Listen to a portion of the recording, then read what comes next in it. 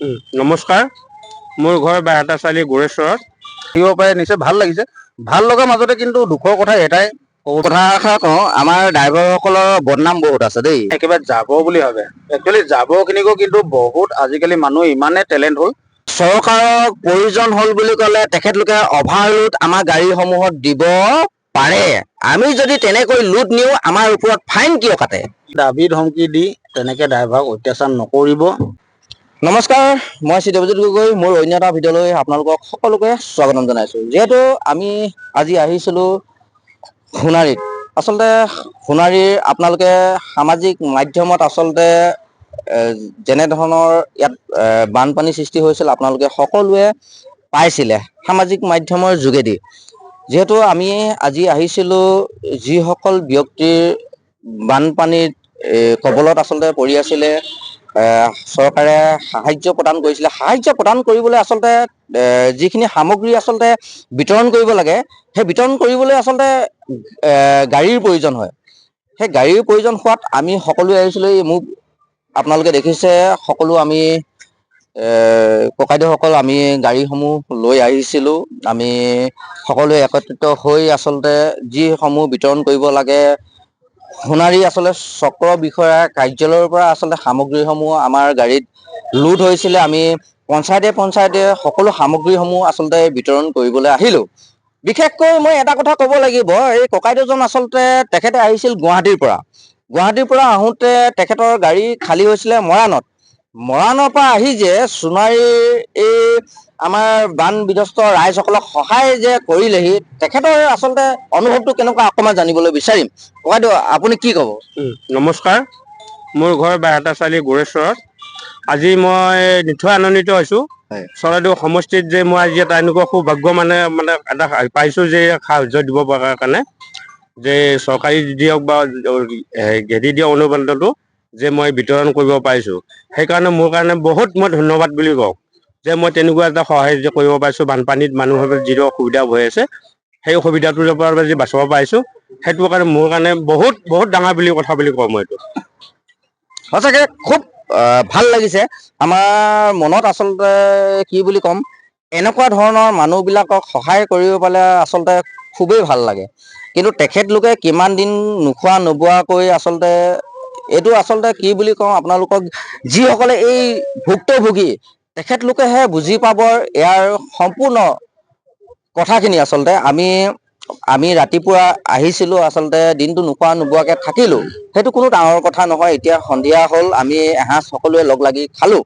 কিন্তু তেখেতলোকে যে ইমান কষ্ট কৰি কিমান দিনৰ পৰা এই বানপানীৰ কবলত পৰি আছে, তেখেতলোকক যে আমি আচলতে কিবা এটা যে সহায় কৰিব পাৰিলোঁ, আচলতে একদম খুব আজি মনত ভাল লাগিছে। সেই ভাল লগাটো আপোনালোকক আচলতে আমি বুজাব নোৱাৰোঁ, নে কি কয়? কেতিয়াও নোৱাৰোঁ।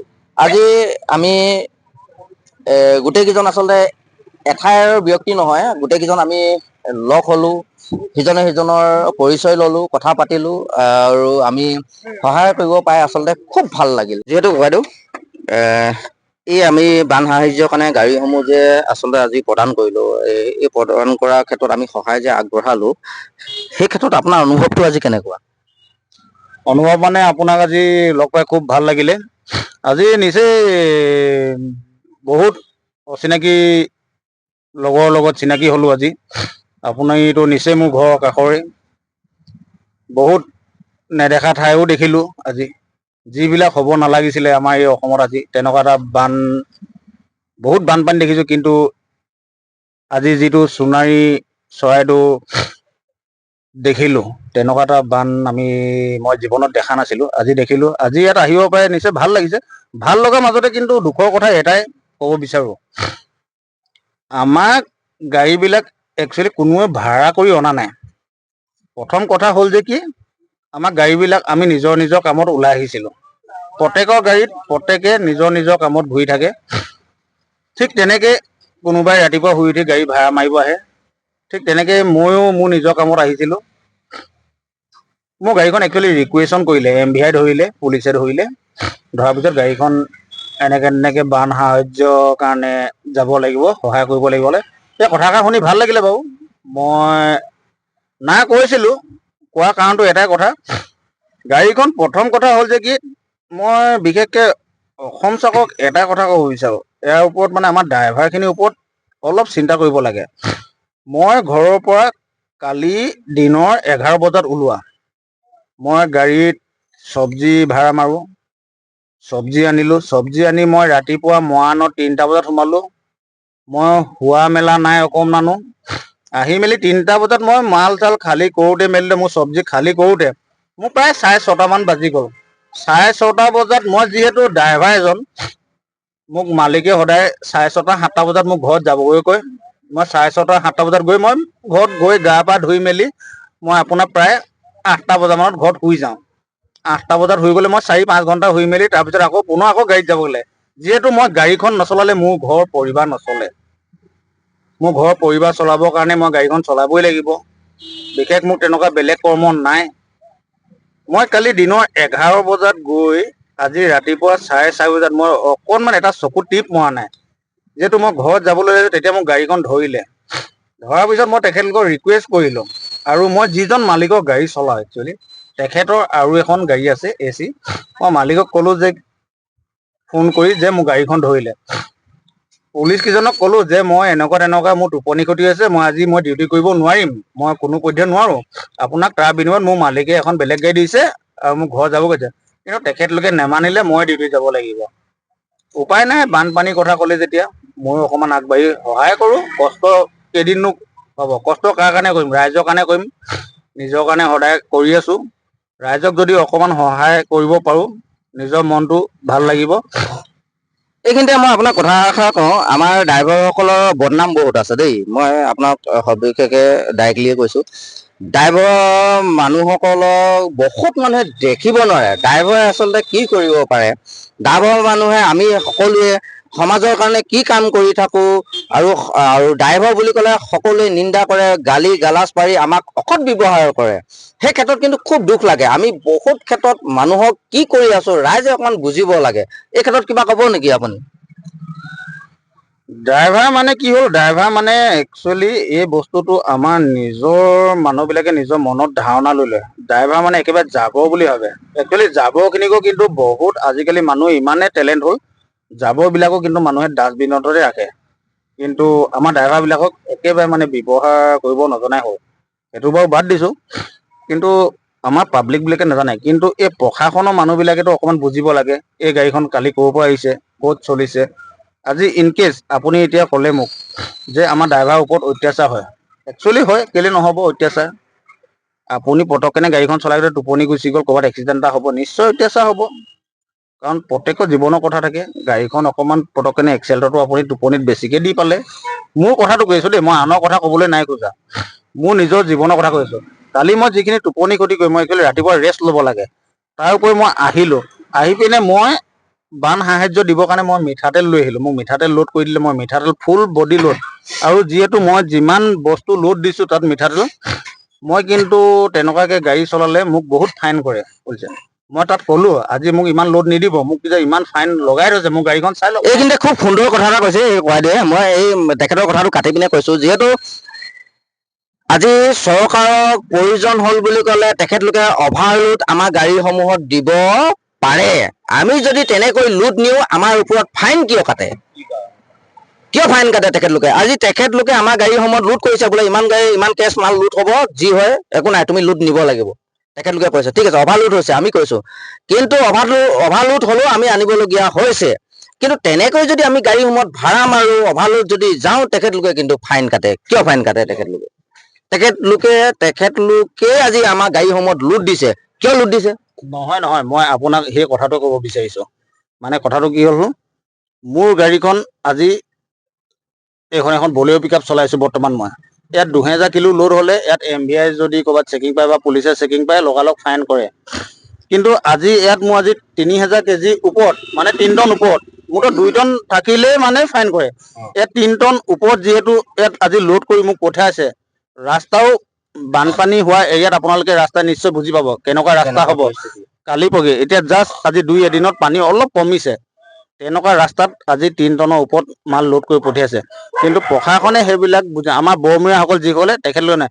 সেইকাৰণে মই অসমৰ মুখ্যমন্ত্ৰীক এটাই কথা ক'ব বিচাৰোঁ, মানে মই তেখেতক মানে কি হ'ল, তেখেতে অকণমান আমাৰ ড্ৰাইভাৰবিলাকৰ কাৰণে অকণমান চিন্তা কৰি অকণমান সা সুবিধা কৰি দিব লাগে।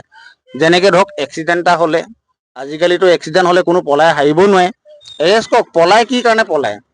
আজি মানুহ এজন মই আহিলোঁ আজি আপোনালোকৰ চৰকাৰী কামতে, মোৰ নালাগিও ছাগলী এটা গৰু এটাত লাগি গ'লে মানুহে মাৰপিট কৰি ড্ৰাইভাৰক মাৰি গাড়ী ভাঙি খতম কৰি দিয়ে। গাড়ীখন ভাঙিলেতো বনি যাব, কিন্তু মই আজি যিটো হিচাপত আহিবলগীয়া হয় তেনেকুৱাকৈ বহুত মানুহ তেনেকৈ কষ্ট কৰি যাবলগীয়া হয়, টোপনি ক্ষতি কৰি হ'লেও। বিশেষকৈ সেই প্ৰেছাৰটো, আজি যিটো প্ৰেছাৰ পাইছোঁ সেইটো কিন্তু চৰকাৰৰ পক্ষৰ পিনৰ পৰাই পাইছোঁ। আজি যদি চৰকাৰে যদি গাড়ীখিনি যদি ধৰিব নোপোৱা হ'লে বা তেনেকৈ যদি নোলোৱা হ'লে মই আজি ঘৰত ধুনীয়াকৈ আৰাম কৰিলোঁ।